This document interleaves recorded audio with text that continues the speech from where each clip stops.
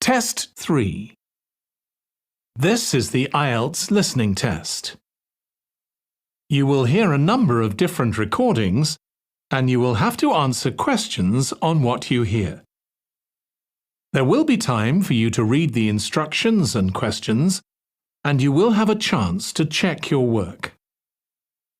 All the recordings will be played once only. The test is in 4 parts. At the end of the test, you will be given 10 minutes to transfer your answers to the answer sheet. Now turn to Part 1.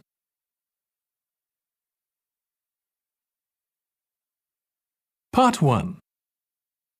You will hear a woman who works at an employment agency talking to a man about jobs he could apply for.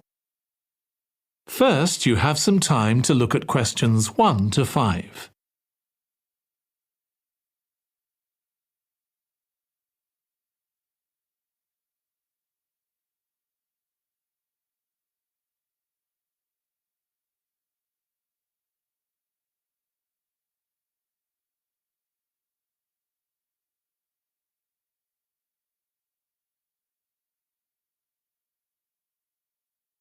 Now listen carefully and answer questions 1 to 5. Good morning. Thanks for coming in to see us here at the agency, Joe. I'm one of the agency representatives and my name's Sally Baker. Hi, Sally. I think we spoke on the phone, didn't we? That's right, we did. So thank you for sending in your CV. We've had quite a careful look at it, and I think we have 2 jobs that might be suitable for you. OK. The first one is in a company based in North London. They're looking for an administrative assistant. OK. What sort of company is it? They're called Home Solutions, and they design and make furniture. Oh, I don't know much about that, but it sounds interesting. Yes, well, as I said, they want someone in their office, and looking at your past experience, it does look as if you fit quite a few of the requirements. So on your CV it appears you've done some data entry? Yes. So that's one skill they want. Then they expect the person they appoint to attend meetings and take notes there. OK. I've done that before, yes. And you need to be able to cope with general admin. Filing and keeping records and so on. That should be OK. And in my last job, I also had to manage the diary. Excellent. That's something they want here too. I'd suggest you add it to your CV. I don't think you mentioned that, did you? No. So, as far as the requirements go, they want good computer skills, of course, and they particularly mention spreadsheets. That should be fine. And interpersonal skills, which would be something they'd check with your references. I think that should be OK, yes. Then they mention that they want someone who is careful and takes care with details. Just looking at your CV, I'd say you're probably all right there. I think so, yes. Do they want any special experience? I think they wanted some experience of teleconferencing. Oh, I've got 3 years' experience of that. Let's see. Yes, good. In fact, they're only asking for at least 1 year, so that's great. So is that something that might interest you? It is, yes. The only thing is, you said they were in North London, so it would be quite a long commute for me. OK. Before you hear the rest of the conversation, you have some time to look at questions 6 to 10.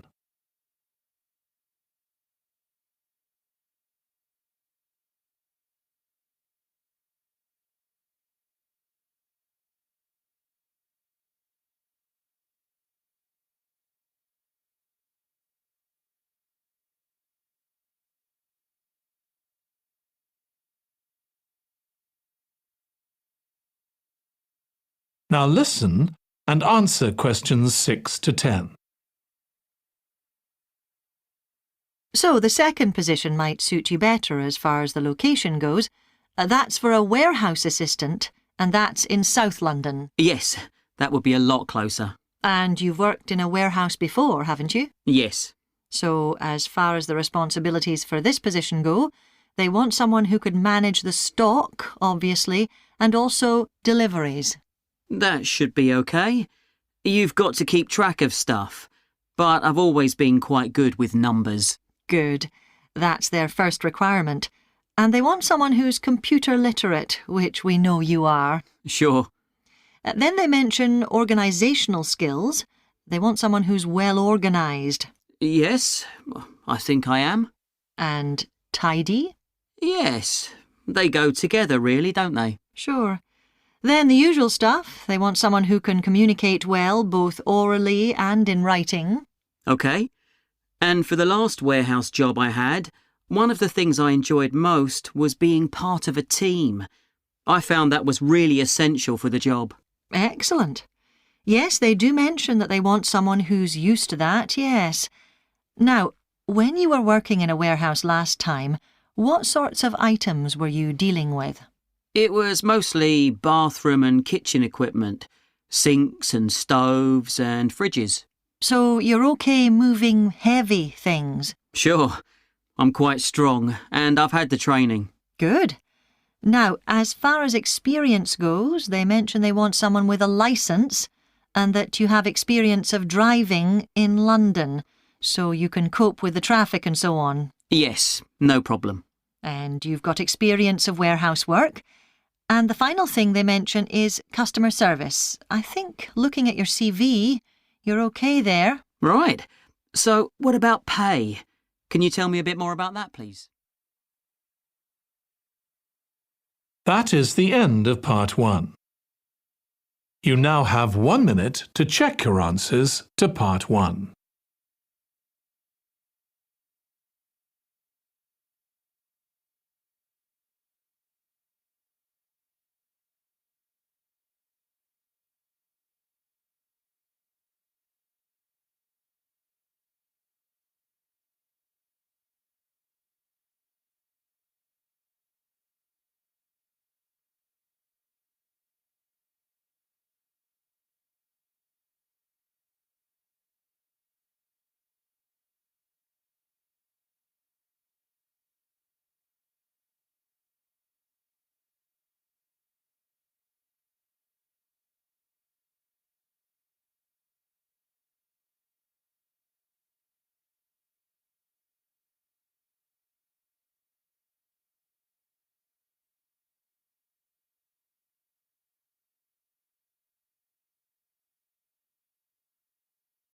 Part 2. You will hear a woman called Alice Riches talking on the radio about a scheme which involves closing streets to traffic to allow children to play. First, you have some time to look at questions 11 to 16.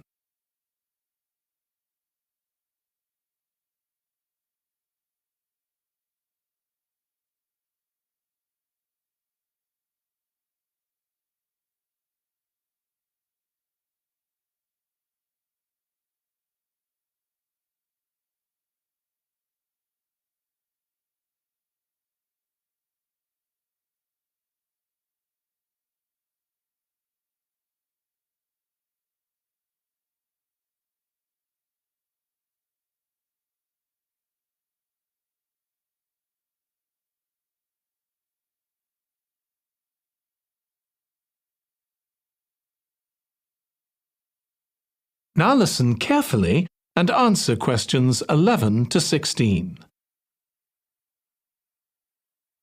My guest on the show today is Alice Riches, who started the Street Play scheme where she lives in Beechwood Road. For those of you that don't already know, Street Play involves local residents closing off their street for a few hours so that children have a chance to play in the streets safely. She started it in her own street, Beechwood Road, and the idea caught on. And there are now street play schemes all over the city. So when did you actually start the scheme, Alice? Well, I first had the idea when my oldest child was still a toddler. So that's about 6 years ago now. But it took at least 2 years of campaigning before we were actually able to make it happen. So the scheme's been up and running for 3 years now. We'd love to be able to close our road for longer, for the whole weekend, from Saturday morning until Sunday evening, for example. At the moment, it's just once a week. But when we started, it was only once a month, but we're working on it. So what actually happens when Beechwood Road is closed? We have volunteer wardens, mostly parents, but some elderly residents too, who block off our road at either end. The council have provided special signs, but there's always a volunteer there to explain what's happening to any motorists. Generally, they're fine about it. We've only had to get the police involved once or twice. Now, I should explain that the road isn't completely closed to cars, but only residents' cars are allowed. If people really need to get in or out of Beechwood Road, it's not a problem as long as they drive at under 20 kilometres per hour. But most people just decide not to use their cars during this time, or they park in another street. The wardens are only there to stop through traffic. So can anyone apply to get involved in street play? Absolutely. We want to include all kids in the city, especially those who live on busy roads. It's here that demand is greatest. Obviously, there isn't such demand in wealthier areas where the children have access to parks or large gardens, or in the suburbs where there are usually more places for children to play outside. I'd recommend that anyone listening who likes the idea should just give it a go. We've been surprised by the positive reaction of residents all over the city, and that's not just parents. There are always a few who complain, but they're a tiny minority. On the whole, everyone is very supportive and say they're very happy to see children out on the street, even if it does get quite noisy. Before you hear the rest of the conversation, you have some time to look at questions 17 to 20.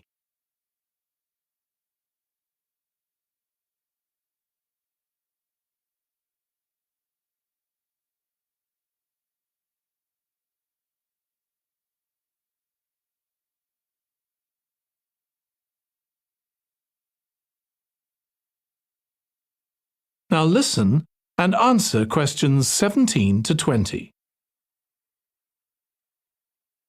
There have been so many benefits of street play for the kids. Parents really like the fact that the kids are getting fresh air instead of sitting staring at a computer screen, even if they're not doing anything particularly energetic. And of course, it's great that kids can play with their friends outside without being supervised by their parents. But for me, the biggest advantage is that kids develop confidence in themselves to be outside without their parents. The other really fantastic thing is that children get to know the adults in the street. It's like having a big extended family. It certainly does have a lot of benefits. I want to move on now and ask you about a related project in King Street. Right. Well, this was an experiment I was involved in, where local residents decided to try and reduce the traffic along King Street, which is the busiest main road in our area, by persuading people not to use their cars for one day. We thought about making people pay more for parking, but we decided that would be really unpopular. So instead, we just stopped people from parking on King Street, but left the other car parks open. It was surprising how much of a difference all this made. As we'd predicted, air quality was significantly better. But what I hadn't expected was how much quieter it would be, even with the buses still running. Of course, everyone said they felt safer, but we were actually amazed that sales in the shops went up considerably that day. We thought there'd be fewer people out shopping, not more. That's really interesting. So the fact that the street was... That is the end of part 2. You now have 30 seconds to check your answers to part 2.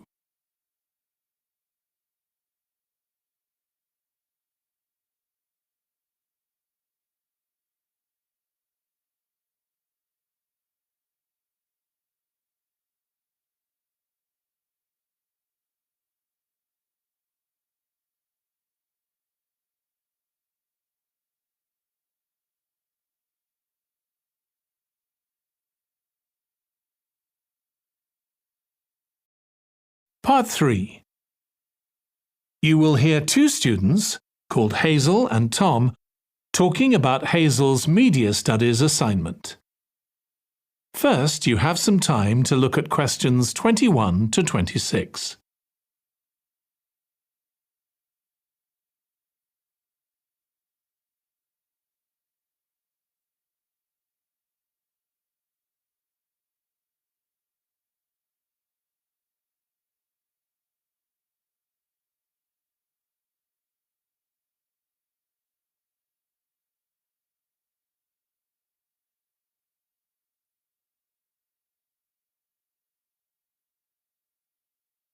Now listen carefully and answer questions 21 to 26.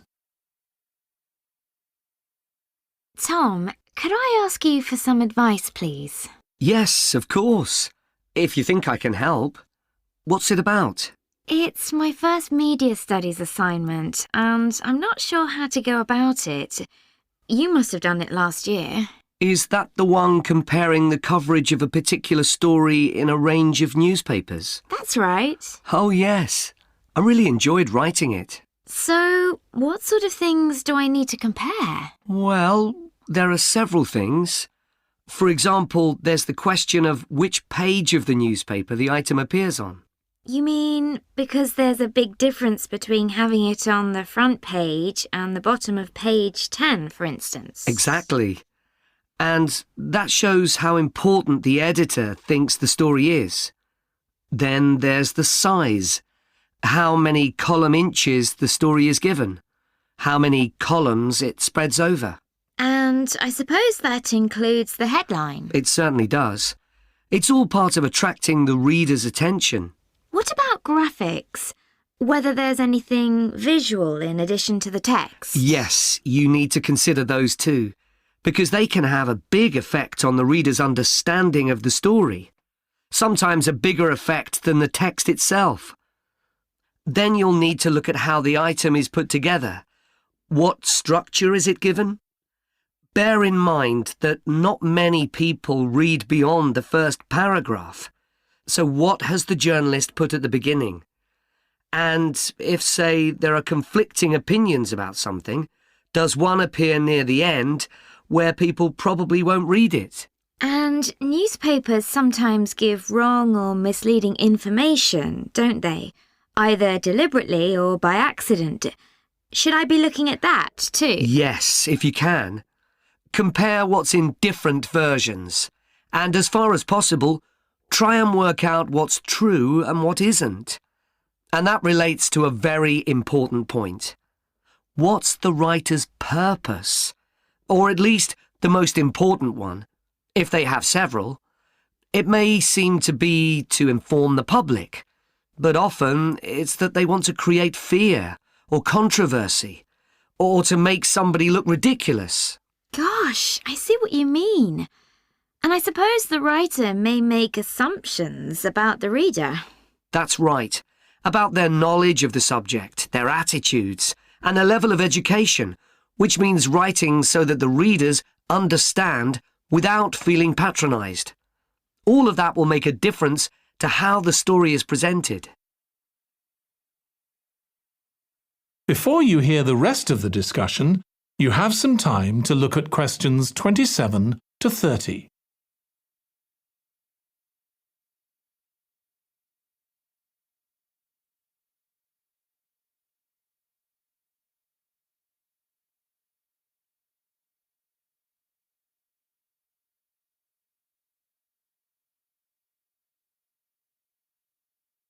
Now listen and answer questions 27 to 30. Does it matter what type of story I write about? No. National or international politics, the arts, anything, as long as it's covered in 2 or 3 newspapers. Though, of course, it'll be easier and more fun if it's something you're interested in and know something about. And on that basis, a national news item would be worth analysing. I'm quite keen on politics, so I'll try and find a suitable topic. What did you choose for your analysis, Tom? I was interested in how newspapers express their opinions explicitly. So I wanted to compare editorials in different papers, but when I started looking, I couldn't find two on the same topic that I felt like analysing. In that case, I won't even bother to look. So in the end, I chose a human interest story, a terribly emotional story about a young girl who was very ill, and lots of other people, mostly strangers, raised money so she could go abroad for treatment. Actually, I was surprised. Some papers just wrote about how wonderful everyone was, but others considered the broader picture, like why treatment wasn't available here. I usually find stories like that raise quite strong feelings in me. I'll avoid that. Perhaps I'll choose an arts topic, like different reviews of a film or something about funding for the arts. I'll think about that. Yes, that might be interesting. Okay, well, thanks a lot for your help, Tom. It's been really useful. You're welcome. Good luck with the assignment, Hazel. That is the end of part 3. You now have 30 seconds to check your answers to part 3.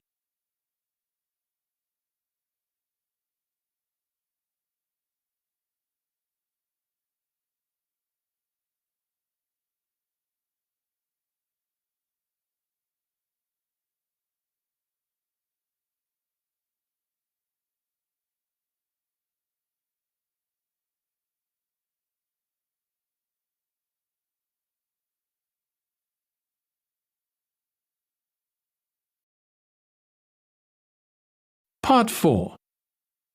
You will hear part of a lecture on the early history of keeping clean.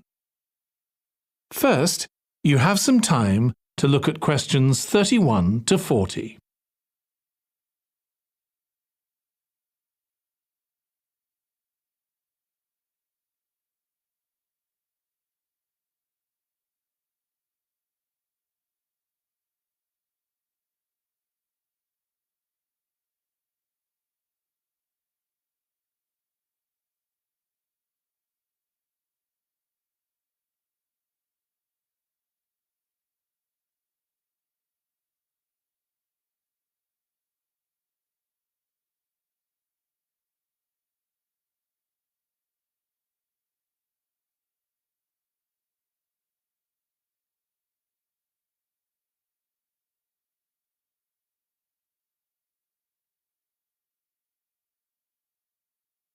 Now listen carefully and answer questions 31 to 40.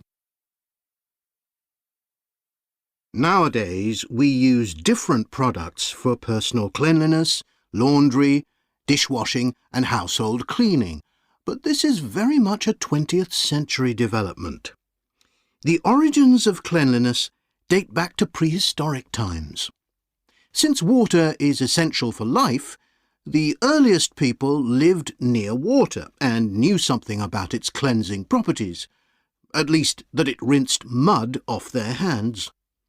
During the excavation of ancient Babylon, evidence was found that soap making was known as early as 2800 BC. Archaeologists discovered cylinders made of clay, with inscriptions on them saying that fats were boiled with ashes. This is a method of making soap, though there's no reference to the purpose of this material.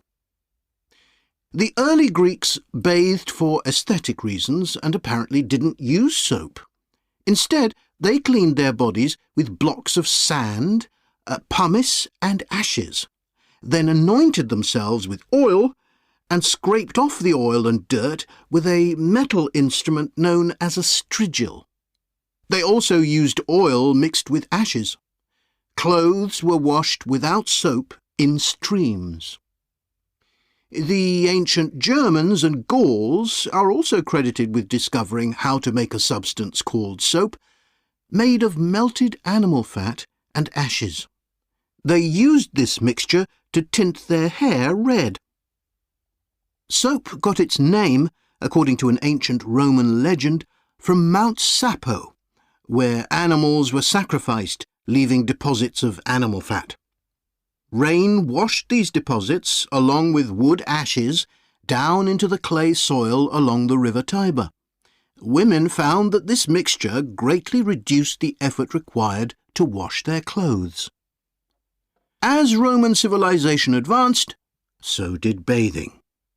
The first of the famous Roman baths, supplied with water from their aqueducts, was built around 312 BC. The baths were luxurious, and bathing became very popular. And by the 2nd century AD, the Greek physician Galen recommended soap for both medicinal and cleansing purposes.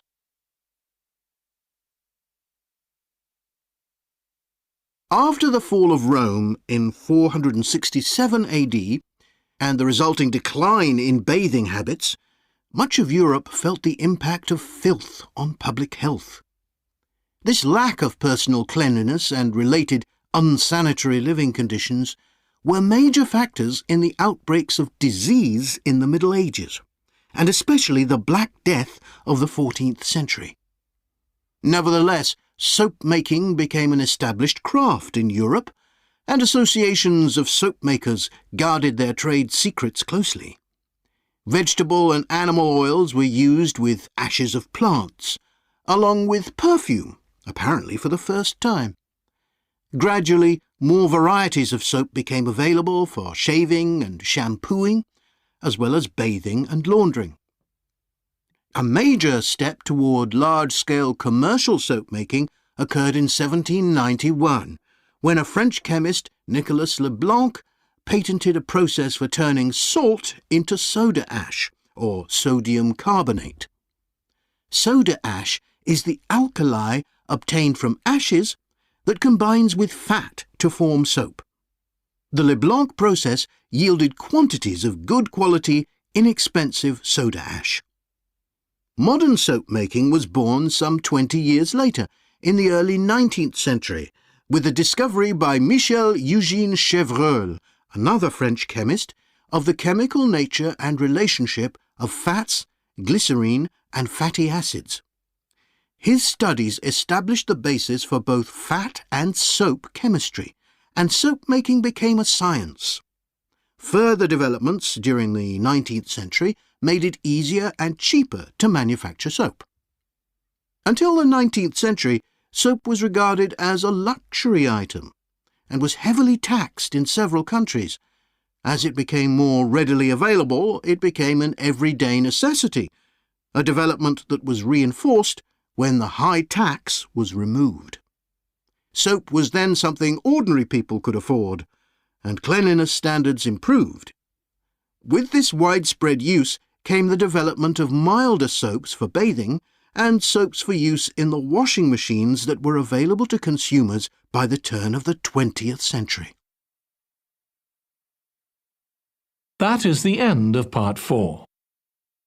You now have 1 minute to check your answers to Part 4.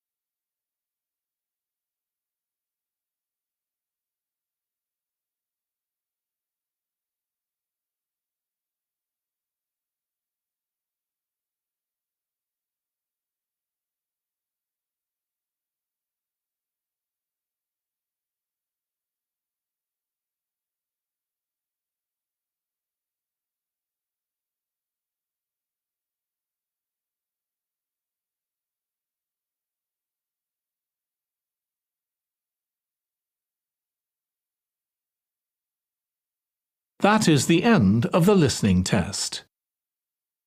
In the IELTS test, you would now have 10 minutes to transfer your answers to the answer sheet.